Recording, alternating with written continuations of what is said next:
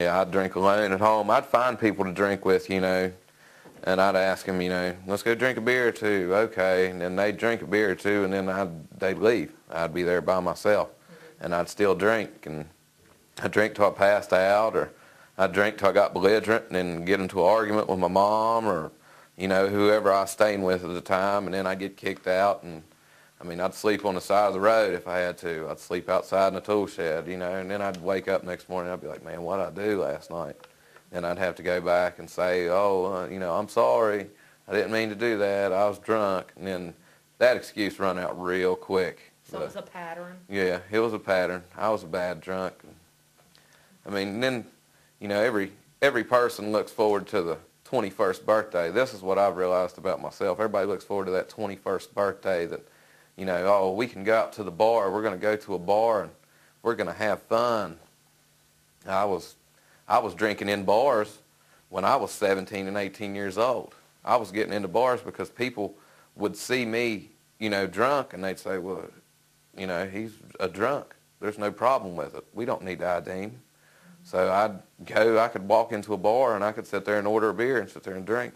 So by the time I was 21, all the fun and the, exploring about it was gone. Mm-hmm. There was no fun left in it.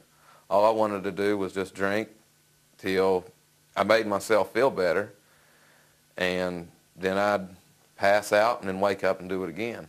And then that's when, I had a job.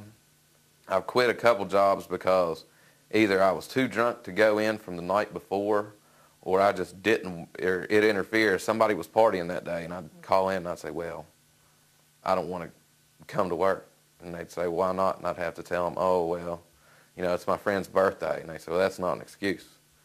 So, and then it just got into a habit like that, and it was kind of like a big downward spiral. And I just watched everything just kind of leave, and I didn't even care. As long as I had my booze, I was fine. Okay. Sam, talk a little bit about the drugs that you experimented with. In high school, in the area where I live in, it's a tourist industry. Everything revolves around tourist industry. And there was a lot of things coming through. Marijuana was one of them. I smoked marijuana the first time when I was 12 years old. First time I'd ever smoked it. I was 12, and I don't think I smoked it after that for about a year. But when I got into about the 8th and 9th grade, drugs started showing up a lot more. It wasn't the coke and the pills like it is today. It was LSD and mushrooms and marijuana and sometimes ecstasy, things like that. It was more psychedelic drugs than it was hard drugs. But then when I got into high school, then the pain pills started to emerge, and the Oxycontin and the Percocet, that started showing up pretty regular, and people were drinking on top of them too. That was another thing that got me. When I would use drugs, I'd drink on top of them. And but the cocaine started coming around right after I quit high school. Started hanging out with the bar crowd more and more. Cocaine was more available because everybody was doing it. It was just something, drinking beer and doing cocaine and partying all night just went hand in hand. It was kind of like, that and marijuana just kind of went hand in hand. As a teenager, was it easy for you to get alcohol and drugs?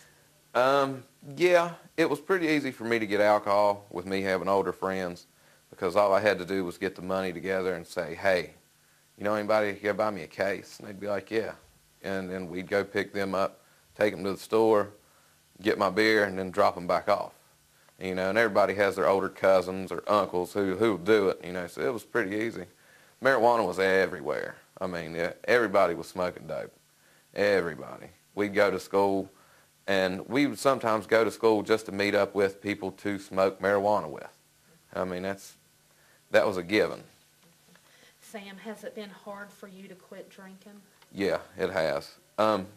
Being in day report with the consequences of going and spending time in jail, it's helped me a lot. And day report's put me in programs like AA and substance abuse. It's helped me.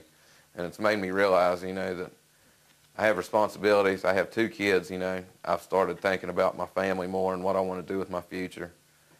And Like I didn't do that any time before. I had my son when I was 18, and I don't really even remember him growing up. I'd leave my girlfriend alone, and I'd go out for days at a time and drink.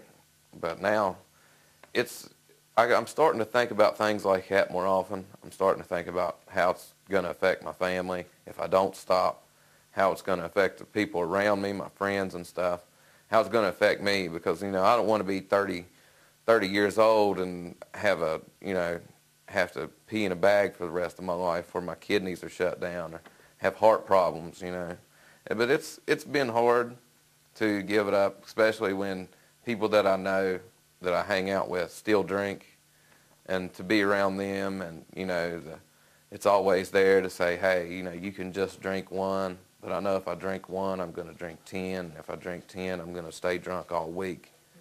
So it's been pretty hard, especially summertime and everything else. It's been real hard, and people come around.